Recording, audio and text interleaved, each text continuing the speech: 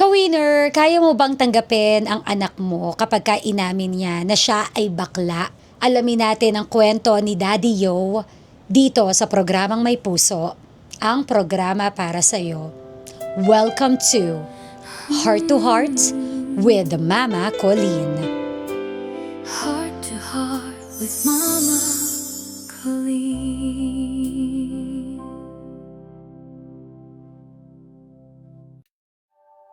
Dear Mama Colleen, itago mo na lang ako sa pangalang Daddy Yo. Kumusta po kayo?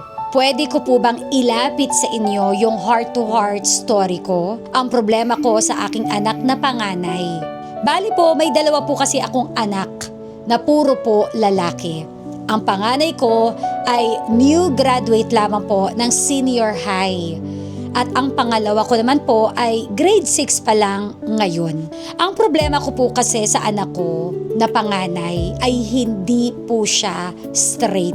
Hindi siya tunay na lalaki. Minsan po ay nagtapat siya sa amin ng mami niya na siya daw ay may dalawang kasarian. In short, siya po ay bisexual. Noong nasa grade 11 daw siya, nagkakagusto daw siya sa babae. Pero nagkakagusto din daw siya sa kapwa niya lalaki. Sa totoo po, bilang ama niya, ay disappointed ako sa inamin niya. Kasi bilang ama na may anak na lalaki, syempre po ang expectations ko sa kanya, straight guy dapat siya. Aminin man o hindi, natulad naming mga ama na may mga ganitong klase ng anak na lalaki na malalaman mo na siya ay bisexual, masakit po ito para sa akin. Pero ganun pa man, hindi naman ako nagagalit sa kanya.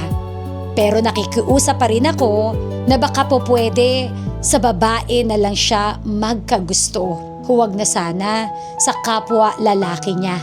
Total, siya naman ang nagsabi na bisexual siya. Kasi sa totoo lang, sabi ko sa kanya, "Nak, pangit kasi tingnan." Lalo na sa panahon ngayon, maraming tao ang mapanghusga.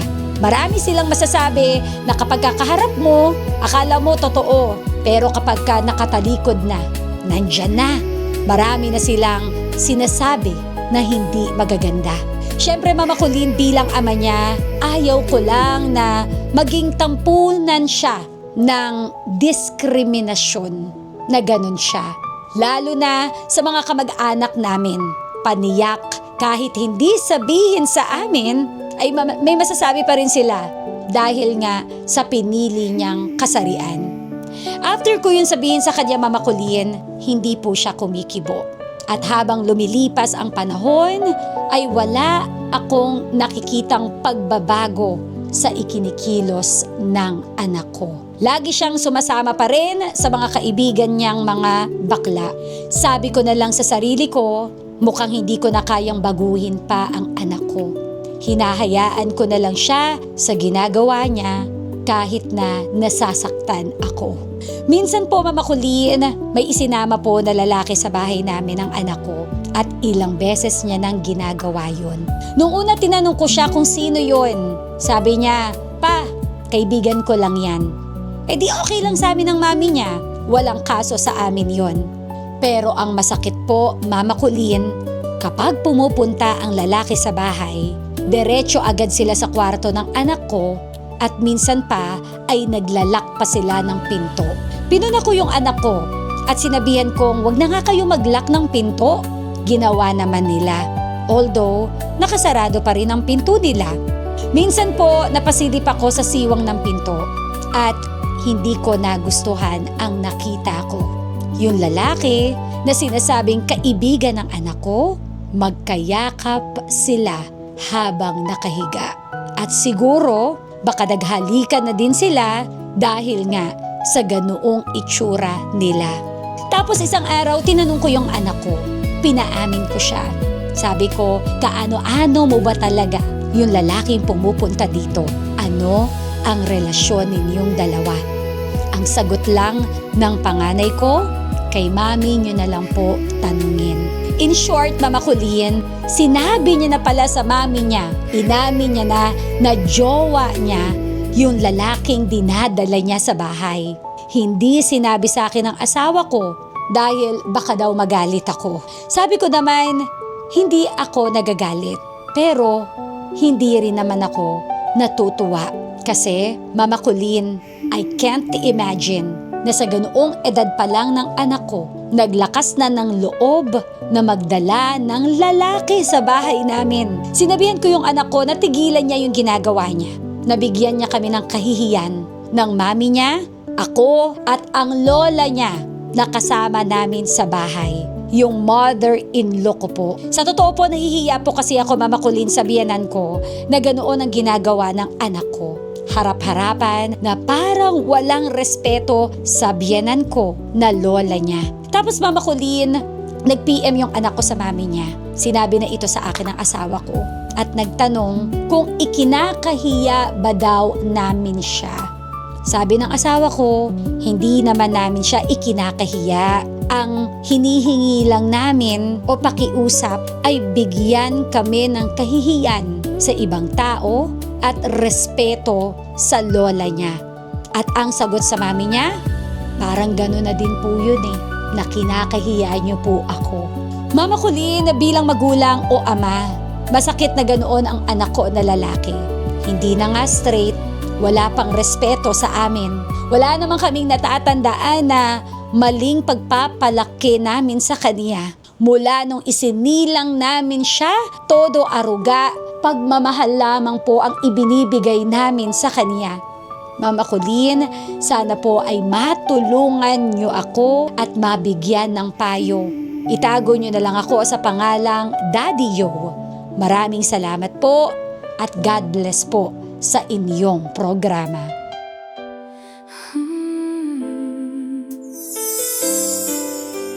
Heart to heart with Mama Colleen.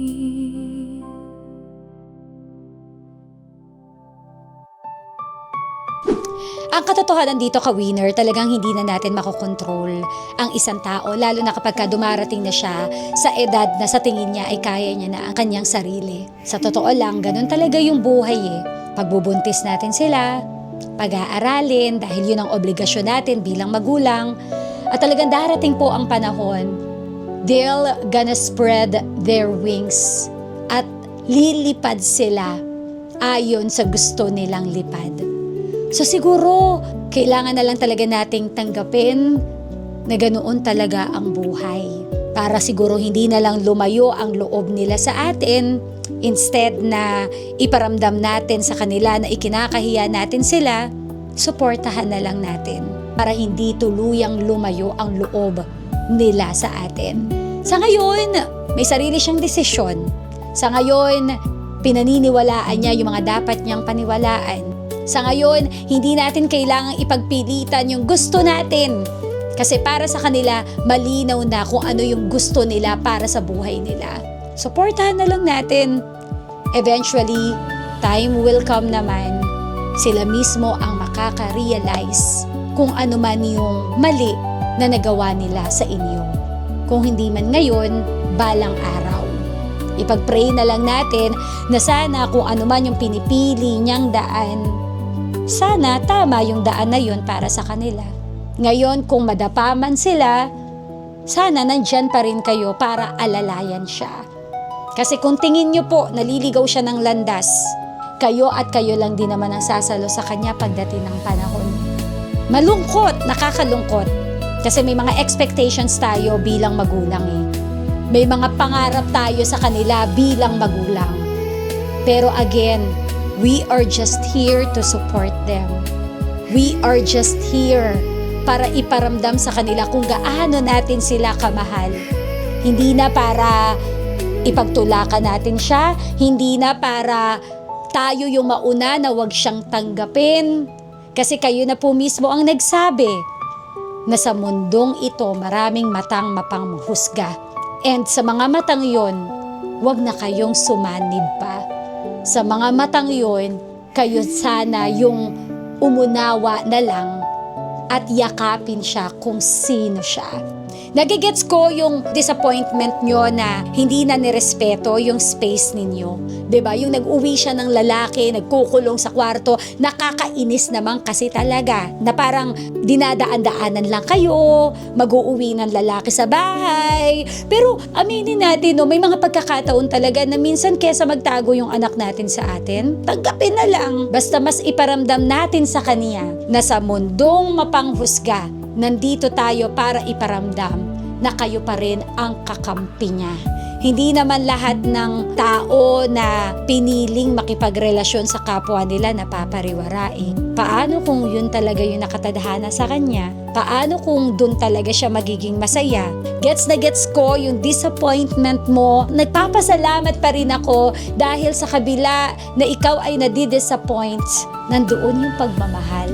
Nandoon yung ayaw mo pa rin siyang bitawan, gusto mo pa rin siyang gabayan, ayaw mo siyang pabayaan. Nandun yung love. Totoo talaga yung kasabihan na ang anak kayang tiisin ang magulang. Pero ang mga magulang hindi kayang tiisin ang anak. Kung meron mang mga magulang na natitiis nila yung kanilang mga anak, siguro mga 2%, 3%. Pero marami talaga na ang magulang unconditional ang pagmamahal. Kahit nasasaktan na, kahit hindi na tama, sige na lang nak. Huwag lang sumama ang loob mo sa amin na magulang mo. So, yun lang. Valid ang nararamdaman mo. Pero again, hindi natin kayang kontrolin ang utak ng isang tao. Yung ibang tao nga, di natin kayang kontrolin. Yung anak mo, hindi natin kayang kontrolin. May sariling utak yan, may sariling desisyon yan. Ipagdasal na lang natin na sana hindi siya mapariwara, na sana kung ano man ang pinili niyang desisyon, sana tama. At sana doon talaga siya mas magiging masaya. So yan po ang kwento ni Daddy Yo. Kung meron kang payo, kung meron kang mema, speak from your heart. Feel free na mag-comment sa ibaba. Alam ko may mga tao na hindi a-agree. I-open natin yung comment section na yan at payuhan natin si Daddy Yo sa kanyang pinagdadaanan. Ngayon ka-winner, kung meron ka rin kwento na nais ibahagi sa Mama ng Bayan, kwento ng pagkabigo, pagbangon o inspirasyon, kahit ano man yan, hindi naman kailangan problema, mag-PM private message ka lang sa Facebook page ng Mama ng Bayan, DJ Mama Colleen, or sa FB page ng 91.5 Win Radio Manila. New episode every Saturday, 8 p.m. dito sa ating YouTube channel. Once again, ito po ang programang may puso, Heart to Heart with Mama Colleen.